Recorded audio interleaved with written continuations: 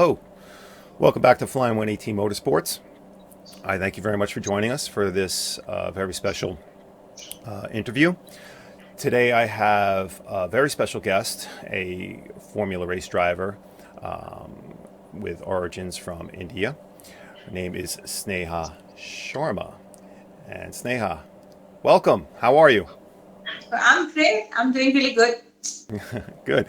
Um, Please tell everybody. I know just from messaging with you and in preparation for this broadcast, you travel quite a bit. Please tell us where you are at this exact moment in time. Yeah, you got that right. I do travel a lot. I was in four different cities today. So along with racing, I also, yeah, I kind of forget sometimes when I wake up in the morning, oh, where am I? So I have to put on location. I'm kidding. So I am currently in Chennai, which is a southern city of India. But I'm originally from Mumbai or Bombay, as it's commonly known worldwide. And yeah, I'm here for a few days until I fly off to Malaysia for my next race next week. Excellent. Um, I really, as the theme with all the interview series that I have here, it's really focused on the motorsports facet of each guest's life, right? So you're another person that is really hard for me to prepare for because you have many facets to your life. There's a lot going on there. And for me just to focus on the motorsports, it feels a little strange. But let's take a couple minutes because I want people to be aware of who we're talking with today. Like who exactly I'm talking with and exactly what's going on in your life because it's pretty fascinating. So if you could do me a favor, just give us. Let's start off with a very basic background, a little bit about just in a nutshell, um, a little bit about your family, any siblings, where you were born, and just maybe any hobbies. Yes, so I have a sister, a father, and my mom passed on last year. And I have a dog. His name is Snoopy, the one who likes to fly. I was born in Kolkata, which is a city in eastern India. And we spent most of our childhood sailing on the ship. So, as my dad is a retired sailor, so got a chance to get around the world when I was pretty young, interact with a lot of different people, and learn from different cultures and just be at peace at sea with no distractions. Hobbies, I love, my hobby, my passion primarily is racing. I love racing, motorsport, anything to do with cars. I also love being by the sea. I love music and dance and flying. So, yeah. Perfect, and that's a perfect way to segue right into my next question, right? Because yes, you're a Formula 4, currently Formula 4 driver, correct? Yeah, that's right at the Okay. moment. Yeah. And however, there's another very, very big piece to your life, and you just touched on it. Can you please expand on what you're doing with flying? With flying, so I fly the Airbus 320 and I fly it in command. I'm the captain, pilot in command, or commander as we call it, of this aircraft with Indigo. We're an international airline and I've been flying with them for 9 years. And the funny thing is, I got my racing license when I was about 16 for track racing. Then I got my flying license when I was 17. Then I got my road driving license. So it was a very odd order. And flying is fun. I always like to say it this way. In an attempt to become a racing driver, I became a lot of things. So I took up flying because I thought I could fund my own racing, but then I realized it's not enough. Then I had Wow. to go get sponsors. But yeah, so that's what I do. Yeah. That's amazing. That's amazing. So you're the captain of an Airbus. Yes, of Airbus 320. Yeah, and yeah, What I was get that that first? reaction a lot. Now wait a minute. When did you get your Airbus pilot license? So I started my initial commercial pilot training in California, USA, and then I got my Airbus simulator training in Kuala Lumpur, Malaysia. And then I've been flying around in India, Asia, Dubai, Singapore, etc. And I just last year became a commander. And yeah, it's tough training. We go on it for months and months, and a lot of exams, and then you're finally cleared to fly in command. And about we have 180 passengers plus about can go up to 12 crew, including the pilots, etc., Wow. jump seats, infants. So yeah, it's a lot of Wow. responsibility sometimes, but I always wondered, you go through your training for a pilot, and I want to get right back to the motorsports in a minute, but this is fascinating to me. You go through your training with flying, and obviously you're one on one probably with an instructor for quite a bit. You're doing a lot of reading. You might even be in a simulator. But what is it like on that first trip with passengers? Door closes and you're with your co-pilot, or you're the other pilot in the cabin, and they're like, "Okay, let's go through our pre-flight checklist and let's prep for this and let's go." What went through your head on that first flight? you mean first flight as captain, is it? Yes. Oh, to start with, we had a lot of delays. We had some technical procedures, extra ones to follow for that special aircraft. I had a trainee on board, so we carry observers also. It was a hot day and the air conditioning wasn't working that well. There was a lot of stress. Usually first officer sits on the right and you used to look on the left, and there's a captain for all your answers. But now when I looked out the left, I only saw the ground. So it was a new experience. So I just had to just be calm and be mature and do my job and just perform. I think that's what it's really about. A lot like That, racing in many ways. congratulations to you. I think that's a massive achievement with everything else you have going on. But to be able to do that and become a pilot and as you said recently a commander, that's incredible. I think congratulations on all your success. Thanks, thanks. There's so much more to do. Thanks. Let's talk about your motorsports background. Okay. And this is what I love about discussions is and these broadcasts is we're getting another slice of the motorsports world from another part of the motorsports world, right?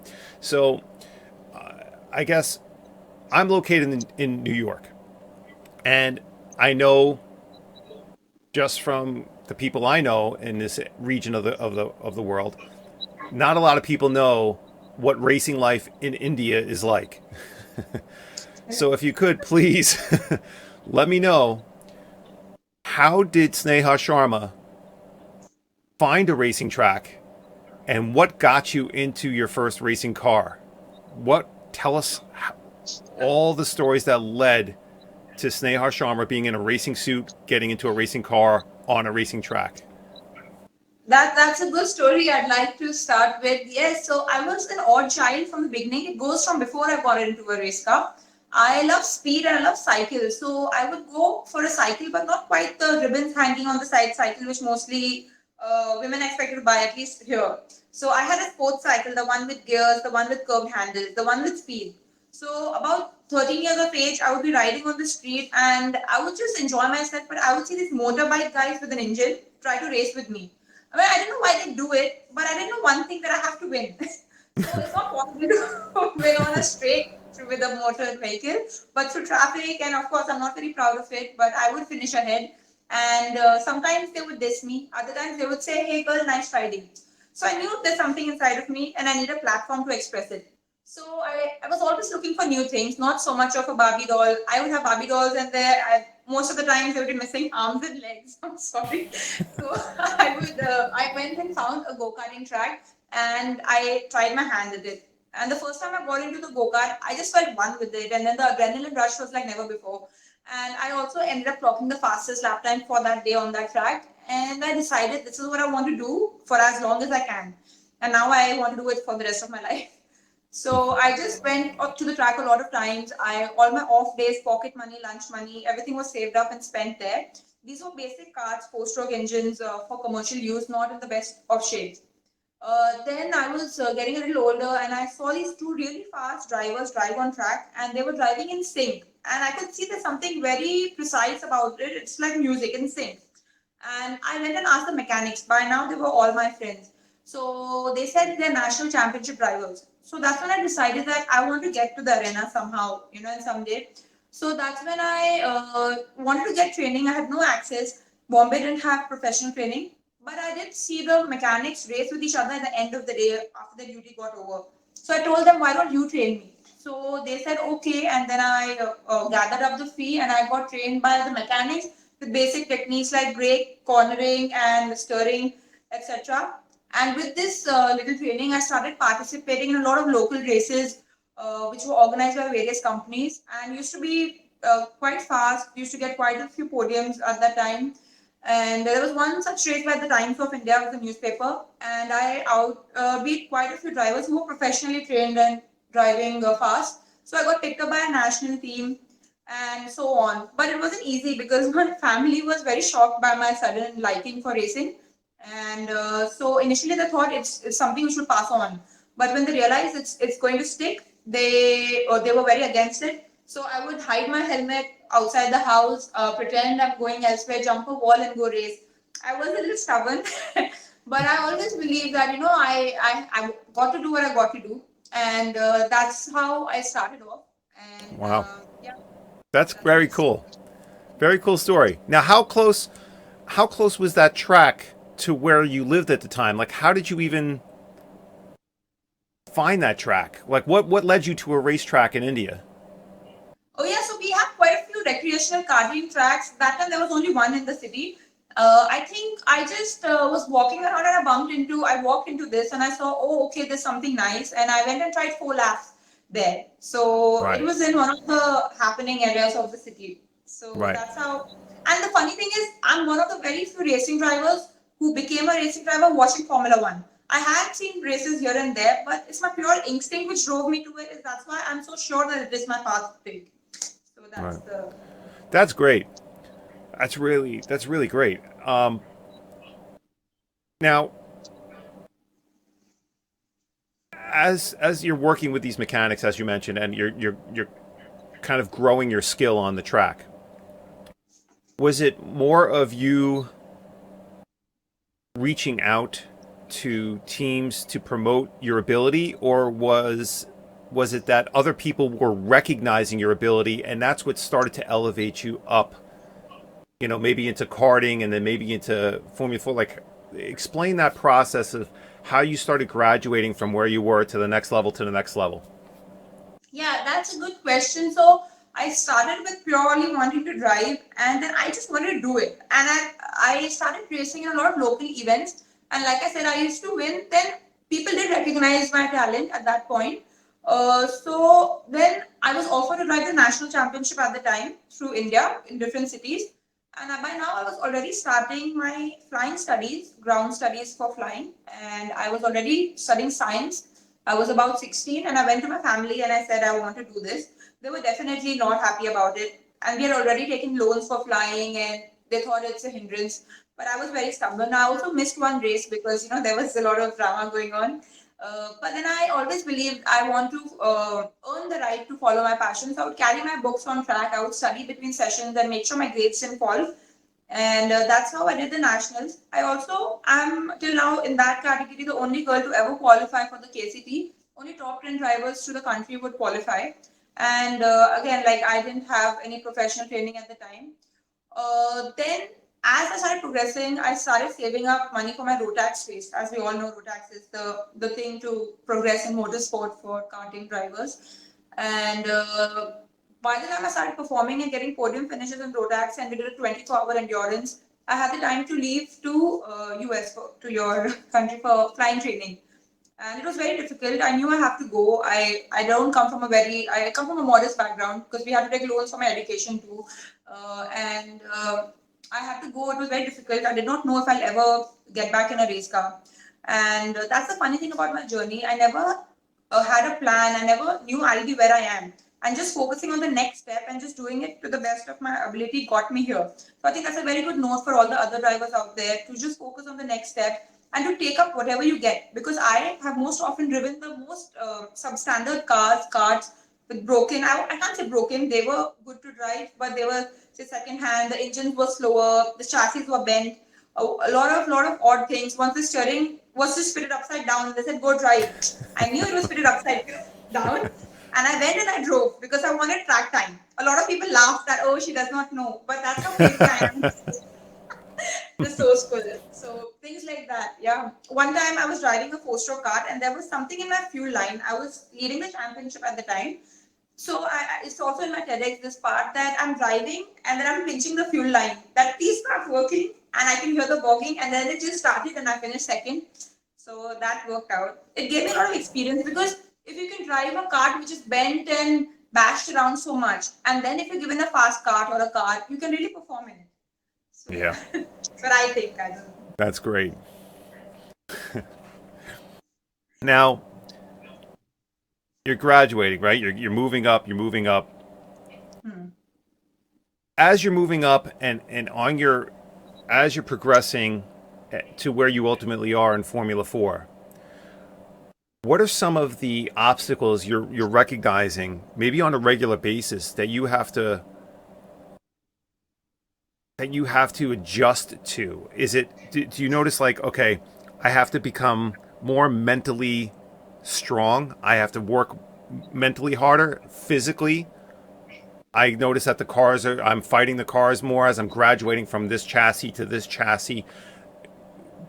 Tell me some of the challenges that you encountered as you're graduating up the ladder. Yeah, that's right. So first thing I noticed was driving one race was fun, two race was fun. That even if you love racing, to do a full season and calculate your points and always be on the limit, it gets taxing in a way. And I'm gonna lie about it. You still love it, but it becomes more professional. And the ultimate joy is only once the season ends and you have your position. So that was one thing. So I forgot to mention. So I did Rotax when I came back from my flying. I couldn't afford a lot of racing, so I started working with a team as a manager, trainer, tuner, mechanic. I also used to load the race cars in the truck at the end of the day after my race, which helped me gain experience. It was tough because after the day we would stay back till 1 a.m., 2 a.m., and next day race again.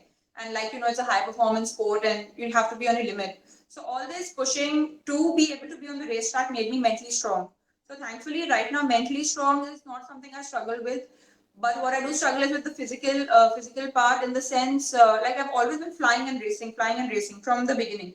And flying takes a lot of toll on your body because of the pressurization cycles of the aircraft. So you take off. I did four landings yesterday and three today. So you take off, land, take off, land. So that's one thing.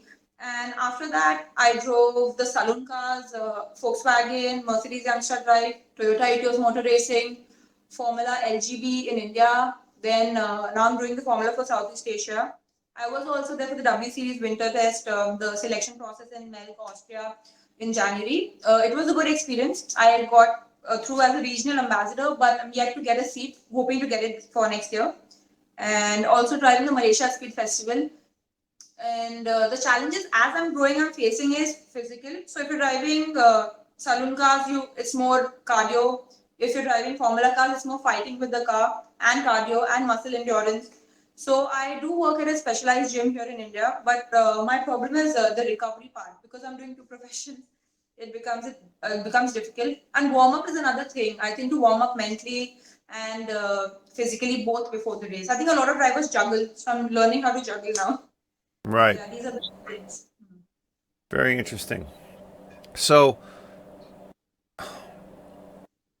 maybe just quickly mention like, are you in a gym? Are you working out like several times in a week or a few times during a week? I mean, to physically stay in the shape you need to get through a full season. As you mentioned, you're also flying. So you're dealing with a lot there. You're just on the go. You're just an active person, right? But you're an active person. I mean, there are a lot of active people out there, but aren't many active people out there that are flying a plane in the morning and then racing a car in the afternoon, right? So you have to be doing something extra to maintain. What are you physically doing? Are you hitting a gym? Are you jogging? Are you swimming? What is it? Tell us a little bit about your training regimen. Yeah, so what I indulge in, if it's an off day, I exercise twice a day, 2.5 in the morning, 2.5 in the evening. That's like 5 hours. On a flying day, I work out 2.5 hours. Some days when there's no time, like today, I woke up at 4 a.m. So I just did some push-ups and planks in my hotel room before I went for the flight. And maybe I'll go for a jog on the beach later tonight. It all depends.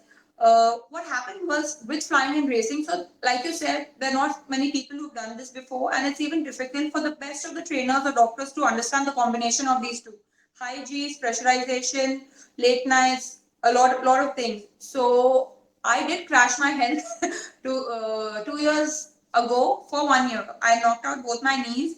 So I kept getting weaker, and because I have. Wait. Back up for 1 second. Wait, where did you crash? So that's the funny thing. I didn't crash. My health crashed in a yoga session. So that was the final nail in the coffin. Oh So man.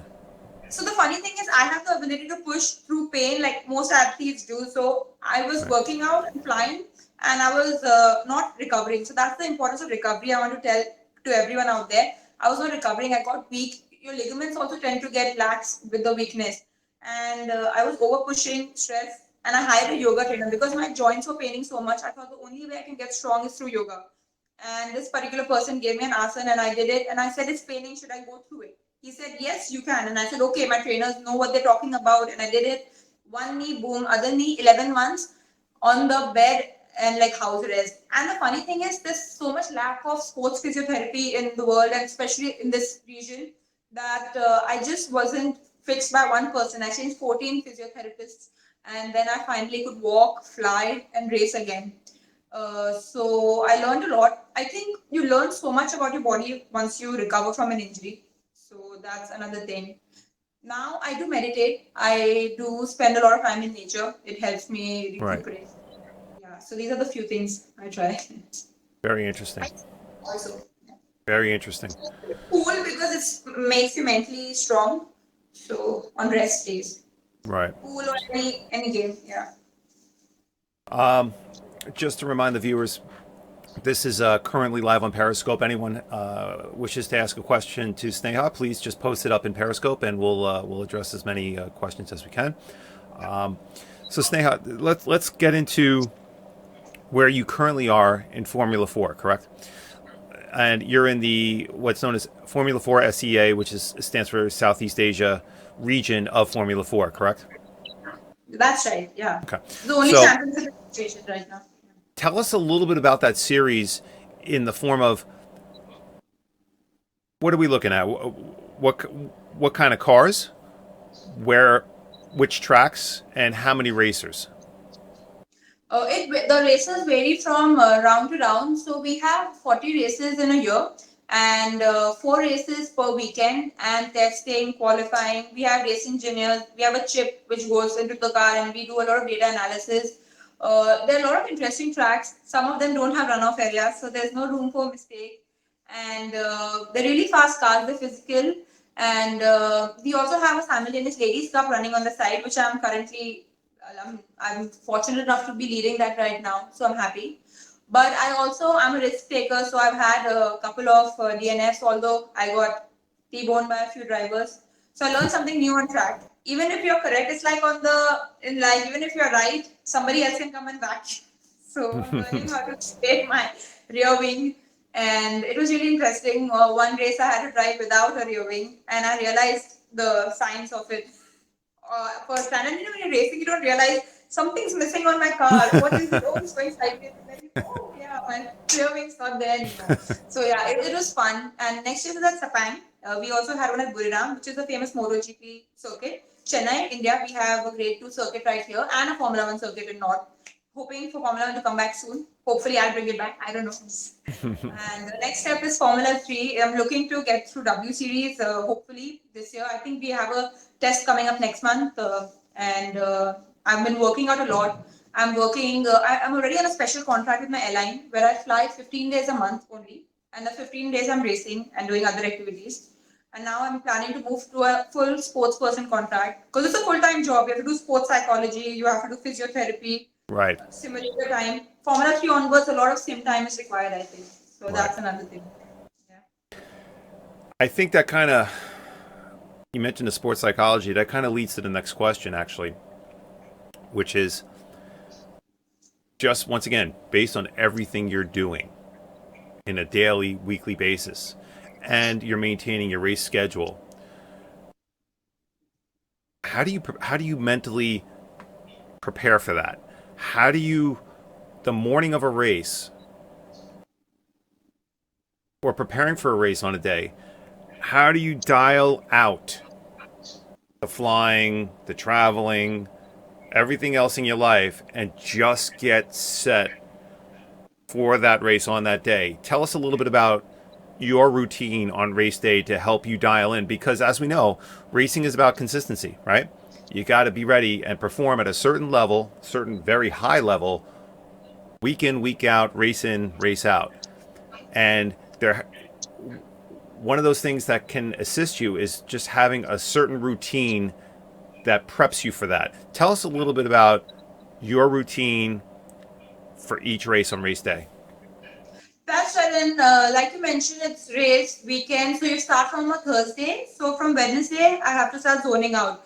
It's difficult because there's a lot of documentation which goes in racing and in flying. In flying, a lot of updatation, studying, etc. goes on. So once I was told this switch on, switch off psychology, and they said the male brain is designed in a way where there's a brick theory that the male brain can thoughts or areas of life are like a brick. You pull it out, fix it, put it back. And women have a brain which is like a wires, and we think a lot of things at time. That's why we're supposed to be good at multitasking.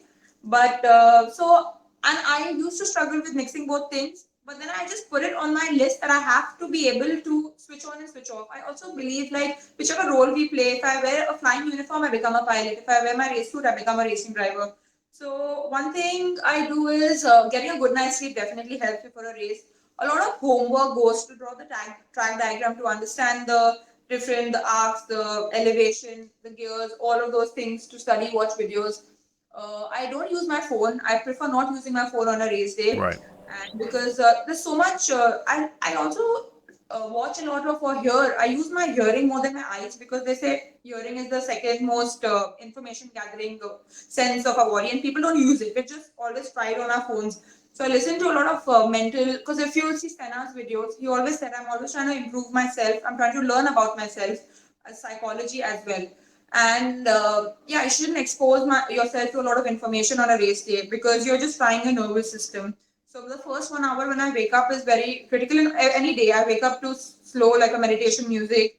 I don't interact with a lot of people before my race. And people visualize, some people listen to music, but I'm learning now that music is not a good thing because being calm is better. There are certain breathing techniques, all of those, and warm up stretches. Yeah. Right. Wow. Now, for those of us, for the viewers who aren't maybe as familiar with Formula 4, are the races timed? Is it distance or is it timed race?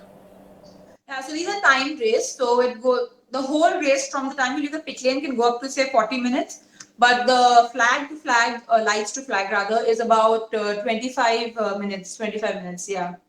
And a person who's not from motorsport might think it's very little time, but I always like to compare it to any say a cricket. India is really famous in cricket. And no doubt it must be a critical sport, but there you take a shot, you get a breather. You take a shot, you get a breather. The thing about racing is you're constantly pushing on the limit for 25 minutes, Exactly. and you have 2-3 times the weight of your body acting on you. And I'm learning the higher I go, I can't make mistakes. And how I train myself to not make mistakes in a race is, and you have to always be uncomfortable. They say if you're not going sideways, I mean, not literally, but if you're not going sideways, you're not going fast enough. So now I'm getting used to being uncomfortable in my life. Whichever safe decisions I used to make, I'm making more on the limit decisions, on the limit with time management, everything, so that I become more edgy in general. That's very interesting. That's great. What I was going to ask is, I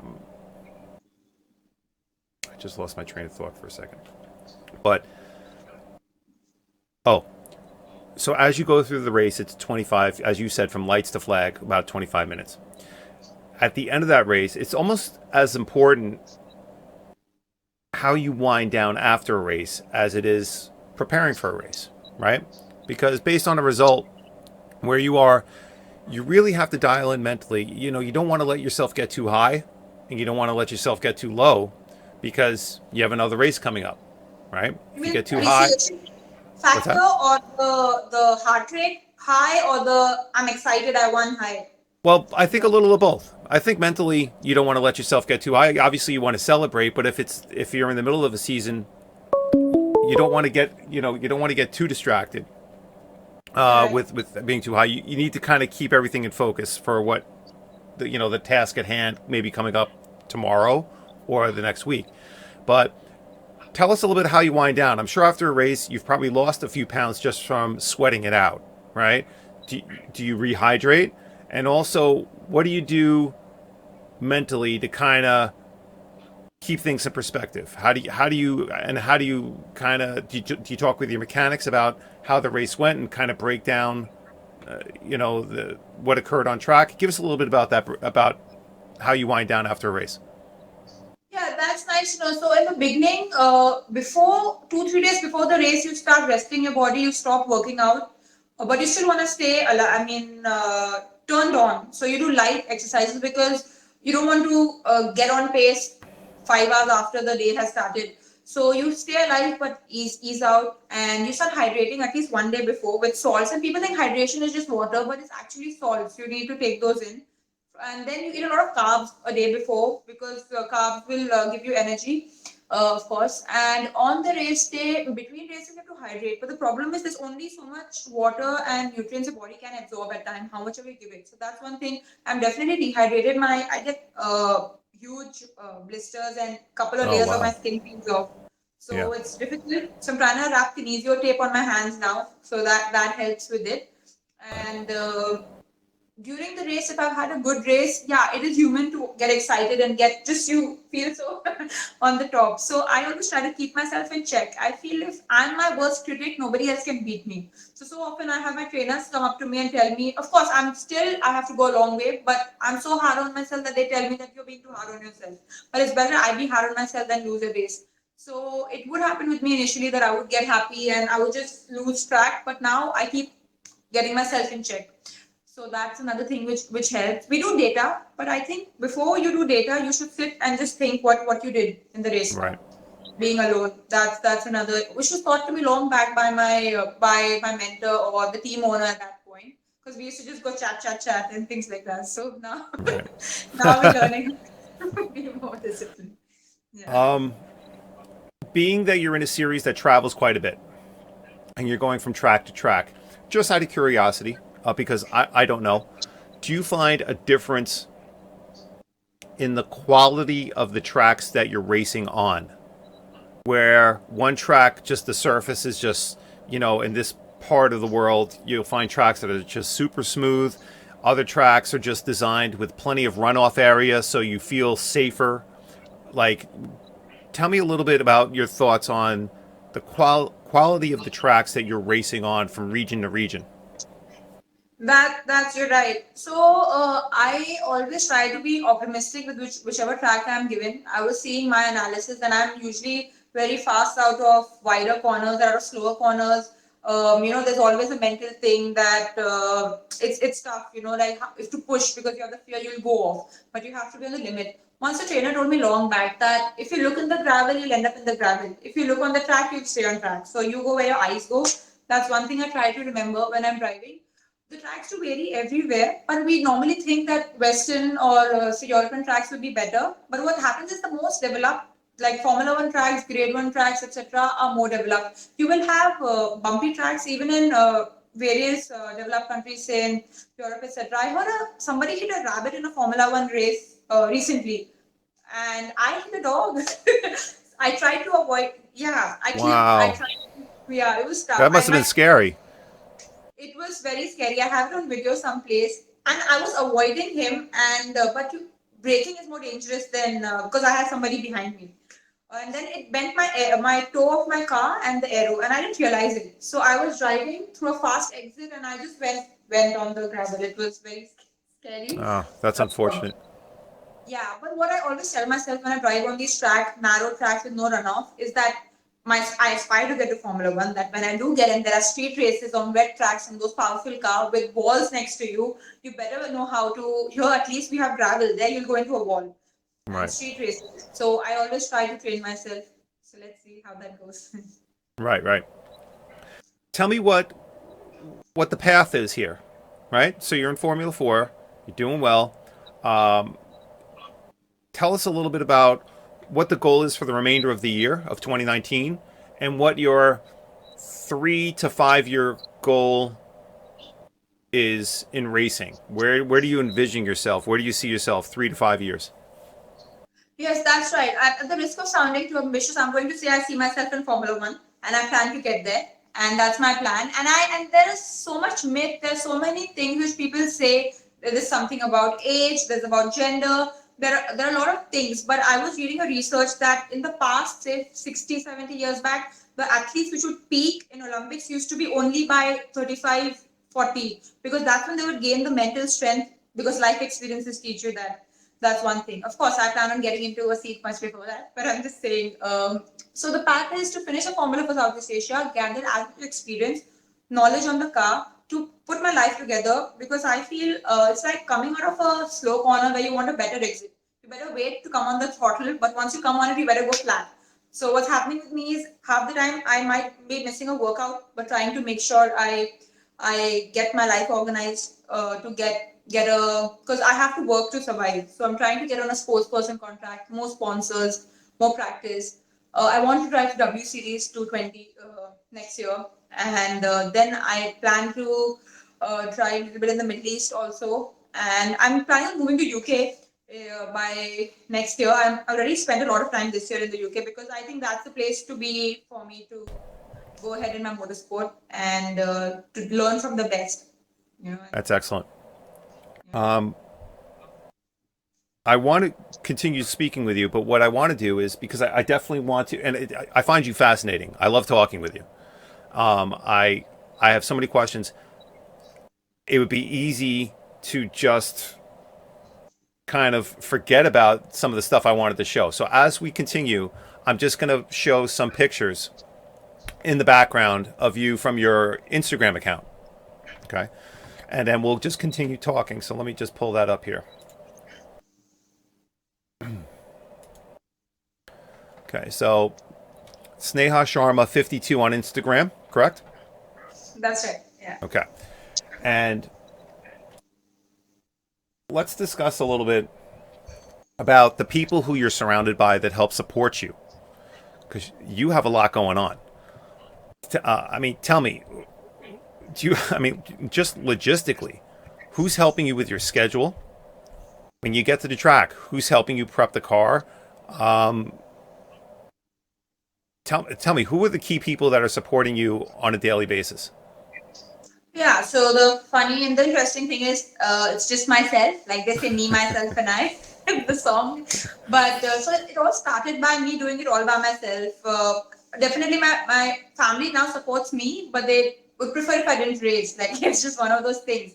So when I started racing, I one time took my father to the racetrack, watch me, and I had somebody maybe touch my car, and I had a DNF. So instead of saying that you should race next time, he was like, "This is why I say don't race." And, because want to protect you, and they end up demotivating you sometimes. But that's all right. So I stopped discussing. Once I cracked my rib, so Rotax, you get a hairline fracture. I couldn't afford a rib protector. Yeah, I know it's funny, Oh but I no. was just so I cracked. So I would just go home and hold my rib like I'm so cool and have a conversation, because I didn't want to let them know that and I didn't. So yeah, it's been a tough journey, and I never told my airline about my racing until they found an article about me, and now they're quite supportive in the sense. But when it comes to my schedule, my fitness, everything I'm doing by myself. I do try to read up and take advice. When I go to the racetrack, the team is supportive. The mechanics do a good job with the car. The engineers are also there, but you still have to take some decisions yourself. Because I remember once in a race, I had a very good finish because I chose to go on dry tires, slicks in a drying racetrack. In a wet race, I went on dry tires because I predicted it will dry up to take a risk, and it helped. And when it comes to the society, it's good, but I when I started racing, it was very difficult. I faced a lot of opposition. I mean, I don't like talking about this, but it's the truth. A lot of times, the guys wouldn't have problem losing to a guy, but if they lost to me, a lot of things would be said. So it was tough. But I always decided that I'd let my performance speak for itself, and I think that has brought me here and should hopefully take me further. So yeah. That's great. I'm just blown away by you. I think you're amazing. Let me ask you this. So you're doing a lot. You're as you just explained. It's all you, and which just speaks volumes about you. You're doing an amazing job. Let's say we have viewers, which I know we will, that are young female racing fans that you are inspiring right now just by being here, talking, sharing your story, and you're inspiring female racing fans to want to become a racing driver. What would you tell them if they're in their head saying, I love Sneha Sharma, I want to be just like her, but I don't know what to do, how to get going. What advice would you give to those fans? Yeah, what I'd say is to first start, and it's so much in the mind that what you do is because most often a lot of I don't know the societies of the world vary, but they're pretty much same when it comes to some things. Most women are expected to be likable, right? So everybody wants to be liked, and so many times we put our own interests behind us because we'd rather be liked than be successful. I've been there too. So what I really learned is I don't care if they like me, but they better respect me. And if fear is what I have to instill in them to respect me, I don't mind. So I'm so sorry about sounding so harsh, but because I used to be pushed off track so many times, and then I was like, I'm not going anywhere. So it helped. What I would tell them is, and more than women racers, women aspiring racers, I want to aspire everyone because racing is my path. Someone else's path can be anything. It can be music, it can be education, it can be anything. So I want everyone to become themselves, to really go after it, and to know that life is short and going fast, you can live longer. So yeah. So, So tell me a little bit, and I want to start a wind down. I know we have not a lot of time left, and I know you have a busy schedule. I just want to get a couple more questions in there for you. Um, what is just remind me again? What is immediately coming up on your calendar? Because you did touch about. I know we talked about your goals, but tell me what's immediately coming up within the next week, 2 weeks. What do you have going on in your immediate schedule? in the immediate schedule, next week is the Formula for Southeast Asia Round 7 at the Sepang Formula 1 circuit in Kuala Lumpur. Before Wow. that, tomorrow morning, there's a vintage car rally. And I love driving these old cars, which look so pretty on the outside, but inside they're really tough to drive. But Right. I love them nonetheless. And And where I is have that? it's in Chennai. So we have a lot of vintage collection in India. All the old royal families owned a lot of cars. I drove a 1942 Ford B in one of the rallies. Wow. It was fun. Yeah, and along with that, I have 4 flights tomorrow, 4 takeoff and landing, and it's raining, it's monsoon, and today we were coming into land and we could barely see the runway. There was clouding, and then we just saw it. And, oh, there it is. Let's go land this plane. So it was fun, and then I have to fit in some exercise and recovery because I am dangerous that way. I can push myself into injury, so I have to be careful. Then I'm looking forward to go to Spain next month, hoping to go for the W Series shootout and Malaysia Speed Festival on the 31st, and simulators in October in London. And yeah, checking out our video. That's the That's one. great. Um, one more thing I want to touch on, and right now I have up on the screen a picture of you on your Instagram of you giving a TED Talks speech. How was that experience? Oh, it was great. I gave 2 of them. One of them was on facts of motorsport. So I'm glad I was able to talk about something other than myself and to educate the world on motorsport because from where I come from, people don't have a lot of knowledge and especially on the physical aspect of it, the technical aspect and my bit of my journey and how one can make it. The second one was purely on my journey. it was a good experience. There's a lot of memorization which goes into TEDx. It is not that much fun to prepare, but it's fun when you talk, when you're on stage, and yeah, I think it's one of my most memorable times I've been on stage. I do a lot of charity talks also for women empowerment, for colleges, schools. I think it's important to give back to rise up. So let's see. Yeah. Great stuff. As we wrap up, one more question for you. Please share who has been your inspiration through this whole journey of yours. Who do you look up to? Who motivates you? Who inspires you? Is there one person? Is it a couple people? Tell us. Yeah, so I didn't have an idol in the beginning. Even now, there's not one person, and because I didn't have support from my immediate circle when I started, so I always went to the best. By best, I mean the quotations of these famous people who've influenced all our lives, like Nelson Mandela, Martin Luther King Jr., Oprah Winfrey, Mother Teresa, and all these people who really struggled, because only somebody who's really struggled can understand what you need, where you get that extra ounce of power from to perform. So that brought me to the understanding that you can seek inspiration from anyone and everyone, and I seek inspiration from a lot of people around me, and yeah, and I try to get even from my dog, for example. So I have a special needs dog who can't walk that well, but every day I see him trying 200 times to do that. I am not sure if humans would do that, so I Right. try to draw inspiration from everything that I see. So yeah. Right. Sneha, I think you're amazing. I really appreciate you taking the time. Before we sign off here, I always give the guests an opportunity to give a shout out. You have it. Anyone you want to give a shout out to? Go ahead. Anyone? Oh, yeah, I mean, just to my mom who's up there. So, yeah, shout out to my mom. That's it. Just the mom? And to all my mechanics and engineers who fix my car after I go here and there. I shouldn't be. So, yeah. So, Good yeah. enough. Good enough. And And to all the people who are watching, thank you.